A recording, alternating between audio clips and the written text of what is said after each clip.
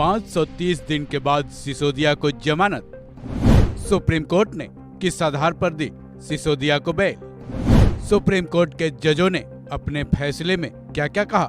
दिल्ली सरकार, आम आदमी पार्टी और मनीष सिसोदिया के लिए आज खुशी का दिन है, क्योंकि सुप्रीम कोर्ट ने सिसोदिया को जमानत दे दी है। मनीष सिसोदिया को जमानत देते वक्त सुप्रीम कोर्ट की 2 जजों की बेंच, जिसमें जस्टिस BR गवई और जस्टिस के विश्वनाथन मौजूद रहे। सुप्रीम कोर्ट की इस बेंच ने अपना फैसला सुनाते हुए ट्रायल कोर्ट और हाई कोर्ट को कड़ी फटकार भी लगाई है।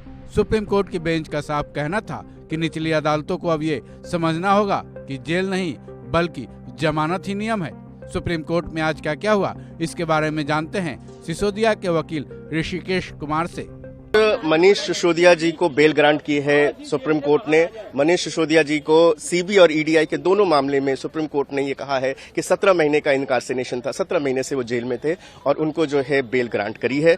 और सुप्रीम कोर्ट ने ये भी कहा है कि मनीष सिसोदिया की तरफ से ट्रायल में कोई देरी नहीं हुई। सुप्रीम कोर्ट ने ये भी कहा है कि हमारे ट्रायल कोर्ट को और हाई कोर्ट को जो इस बात का ध्यान रखना चाहिए कि बेल के मामले में वो हर मामला जो है सुप्रीम कोर्ट तक ना पहुंचे, उन्हें एक स्ट्रेंथ देनी, उनको स्ट्रेंथ शो करनी चाहिए थी। और जो कार्डिनल प्रिंसिपल है बेल का कि bail is rule and jail is exception, उसको विथहोल्ड किया। और ये भी आज सुप्रीम कोर्ट ने एक बहुत अहम बात कही है कि बेल के मामले में ट्रायल कोर्ट को और हाई कोर्ट को थोड़ा सेंसिटिव होना चाहिए, ताकि जो है सुप्रीम कोर्ट में इतनी सारी बेल पिटीशंस ना आए। सुप्रीम कोर्ट ने ED और CBI की जांच प्रक्रिया पर भी सवाल उठाए। इस बारे में सुप्रीम कोर्ट ने क्या कहा, ये भी सुनते हैं। ये लगता है कि ED का जो जांच की प्रक्रिया है उस पे भी सवाल उठाए। उन्होंने कहा है कि जब आपके पास दस्तावेज मौजूद हैं तो टेम्परिंग का कोई मतलब नहीं बनता। अगर इतने दिनों तक जो है आप इनको इनकार्सेशन में रखे हैं, इनको जेल में रखा है और ये जो है बेल के प्रिंसिपल के खिलाफ है, चाहे वो ED का केस हो, चाहे सेक्शन 45 हो, वो जो कार्डिनल रूल है बेल का वो जो है वो लागू होता है। और इस बात को ध्यान में रखते हुए कि ऑलरेडी जो है 17 महीने का जो है जेल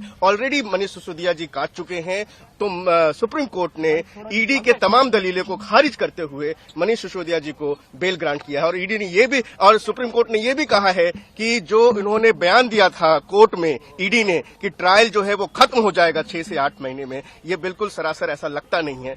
सुप्रीम कोर्ट ने सिसोदिया को जमानत देते हुए निचली अदालतों, हाई कोर्ट, ED और CBI को कैसे फटकार लगाई। साथ ही चलिए अब मुख्य रूप से जान लेते हैं सुप्रीम कोर्ट में आज क्या क्या हुआ। सुप्रीम कोर्ट ने सिसोदिया को जमानत देते वक्त क्या क्या शर्तें रखी। सुप्रीम कोर्ट ने 10 लाख के निजी मुचलके पर सिसोदिया को जमानत दी। सिसोदिया को हर सोमवार को थाने में हाजिरी लगाना होगा।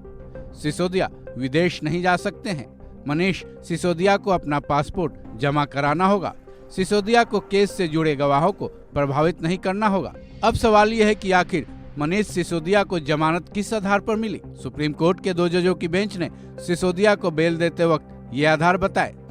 सजा के तौर पर जमानत देने से इनकार नहीं किया जा सकता। सुप्रीम कोर्ट ने यह भी आधार बताया कि निचली अदालतें ये समझे कि जमानत नियम है, जेल अपवाद। सुप्रीम कोर्ट के मुताबिक मुकदमे के समय पर पूरा होने की कोई संभावना नहीं है। सुप्रीम कोर्ट ने यह भी आधार दिया कि सिसोदिया को लंबे दस्तावेजों की जांच करने का पूरा अधिकार है।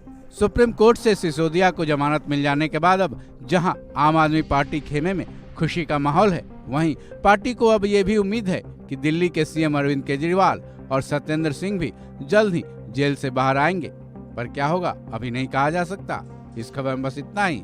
बाकी अपडेट्स के लिए जुड़े रहें वन इंडिया हिंदी के साथ।